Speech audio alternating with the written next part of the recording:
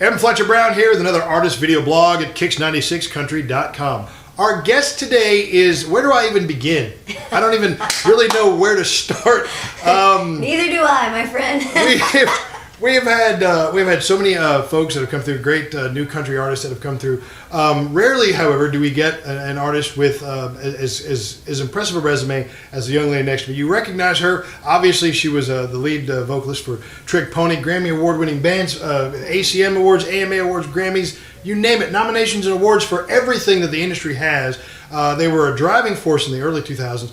Not long ago, she released her first solo album. Now she's working on her second album, her sophomore release. Her current single, Why'd You Have to Be So Good? And I'm going to ask her directly, Heidi Newfield, why did you have to be so good? And what has taken you so long to visit us in KIX Country? Darling, I've been all kinds of busy and all kinds of crazy making music, trying to get this album ready to get to you.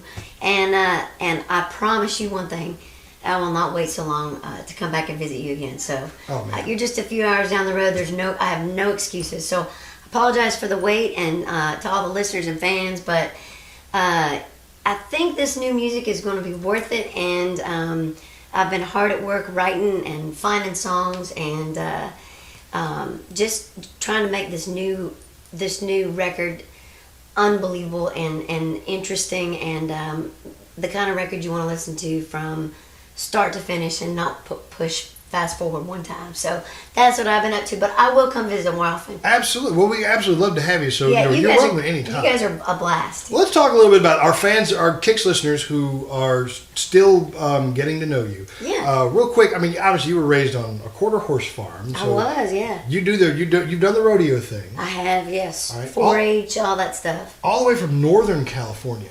Yeah, you know, the funniest thing about it's really interesting how people stereotype where you're from.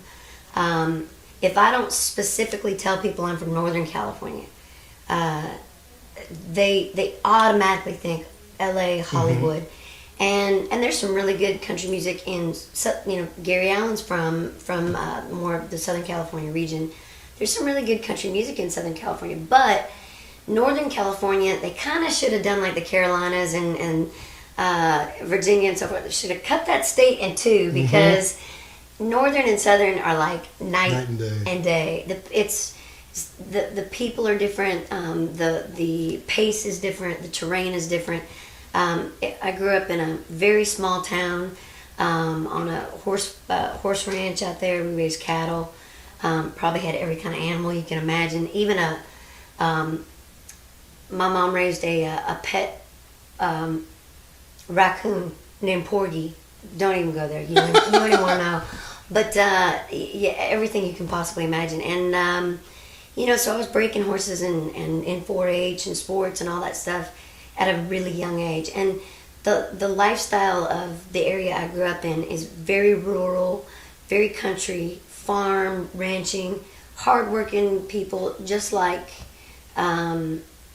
It's a lifestyle there, just like it is in most places that people that are indicative to the people automatically think come from country music.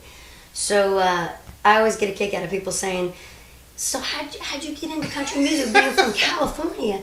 And I always say, I've got 4 words for you: Merle Haggard and Buck Owens, and that's kind of the area in between where I'm from, is between Bakersfield and the wine country, which is really pretty. This record that we're making is extremely diverse. It's definitely got a bluesy tinge to it. It's also not scared to be really country. I think there's a lot of country artists right now because the lines are so blurred, which is cool. I mean, we are pulling from so many different genres now that the lines are. We're making pop records that probably 10 years ago people would say that's a pop record, and it's now considered a country record. And so our lines are getting more and more blurred by the day. So what's funny to me is that there are some artists that are really, really just naturally, their voice is country. And they're scared to be country because they're scared radio won't play it because it's too country. I happen to. Does that make any sense? Never. Thank you. I happen to be one of those people that just thinks that's absolutely ludicrous. And if you're a country artist, be who you are, be authentic, be real, be true to yourself. People will see it, they'll hear it, and so this record's not scared to be country either. And so it's got some stone country stuff on there. All right. Well, let's talk then. Let's move this right into the single. Let's talk about the song. Now, you are a songwriter. But this song Why'd You Have to Be So Good, is actually not a Heidi Newfield song. It's not. Jeffrey Steele and Jeremy. Two very unlikely co-writers. Jeremy Popoff. You're good. You've done your homework. I read a lot. He's good. I read a lot. Yeah, Fletcher's good. It's a really interesting story. How Why'd You Have to Be So Good was written, and not only how it connected to me and why I was connected to it in the first place, what drew me to it, but then as I first of all, it was pitched to me in 2004, so I was still with Trick Pony at the time, and if for a lot of folks out there, it was interesting because we never put a ballad out, and that always killed me. I always wanted to showcase that side of us, and it just never came to fruition. And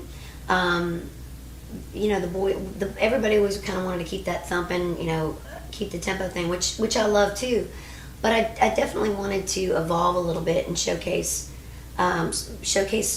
different parts of our vocals and just grow musically. You got to go somewhere. You don't want to stay in make the same record over and over and over and over again. So I found it, literally, true story, the day I found it was just about 2 months after I had lost my mom in 2004.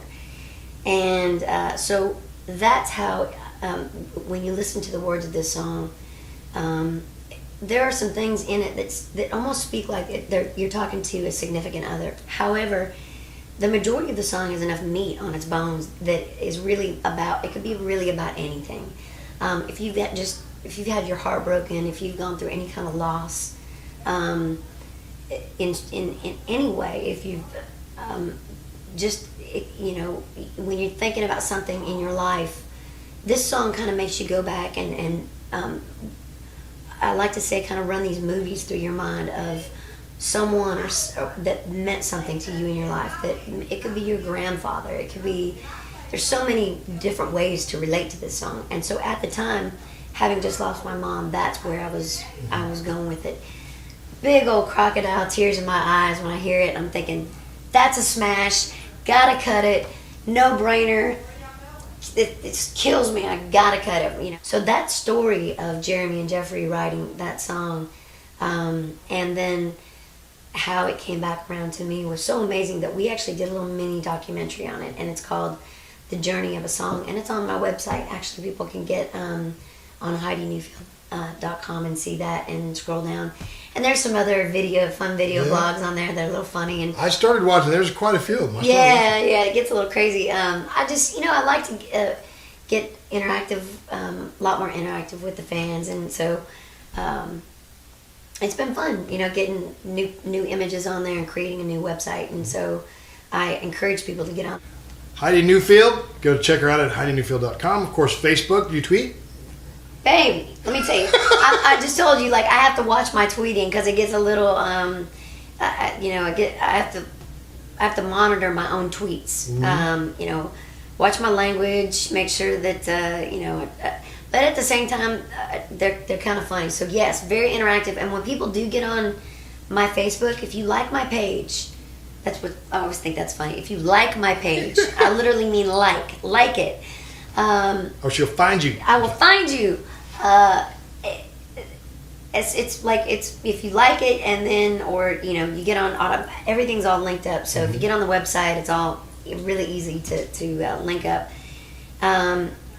If you check out the tweets, they're all automatically added to the website. And then Facebook, if you see me on there and I'm responding, I promise you that's really me. If you ask, I don't care, freaky questions. Well, not that Not too freaky. Let's just say not too freaky, because trust me, I've said that before and then regretted it. But I'm like, whoa, where'd that come from? But I totally encourage people to get on there, because it lets people that are new fans, or maybe just happen to tune into you guys and hear my new single, and maybe they're not familiar with anything I've done in the past. So they're interested. Who are you, and why do I want to buy your music, and why do I want to come see your show, and what's interesting about you? And I think at first I used to think Twitter and Facebook and all that stuff was just so stupid. I was like, oh man, who wants to hear me tweet at Starbucks? I'm ordering a skinny caramel macchiato. Who gives a damn? And then I started thinking, it's a really cool tool to reach out to more people and just let them know where you are in the world, what's going on, the crazy antics that happen to us on the road. This last 2 days, the reason I'm so hoarse right now, it's been like planes, trains, and automobiles for the last 2 days. I haven't slept in like 3 days, so I'm normally like really raspy, but this is a little extra rasp right now. So it's the perfect way to wind up my week and my radio tour with you guys. And but yeah, I encourage everybody to get on there, because that's really me, and I will answer your questions, and I want people to get to know me, and I want them to get to know this music. Absolutely. I'm going to tweet this as soon as we're done, actually. I'm going to pull out my phone and tweet. After he orders his skinny caramel macchiato. Which I'm going to actually make a note of and probably try that, Yes, good Heidi stuff. Newfield said I would like this drink. Yes. No, actually, it's quite lovely. Thank you, Heidi, for I being love you, here. darling. We Thank have you. waited so long for you to come and visit us. I will never, ever, ever wait this long again. And in fact, you guys are gonna have to kick me out off the front steps when I come hang out. I think we're in good shape. Oh, do we have a due date for the album? Well, we actually have. Yes and no. We are looking at mid-fall, Okay. and what we're gonna do is put the album out off of the heels of Why'd You Have to Be So Good. So when we make it a big old #1 record, then everybody will be familiar with this tune, and we're gonna put that record right out. And so I'm thinking realistically mid-fall, at the latest late fall. So not very far. It's right around the corner. All right. Well, the single is Why'd You Have to Be So Good? You want to hear it? You call me on KIX96. We'll be happy to play it for you. Heidi Newfield, thanks for visiting us. And we will see you again next time. Another artist video blog here at KIX96country.com. Peace.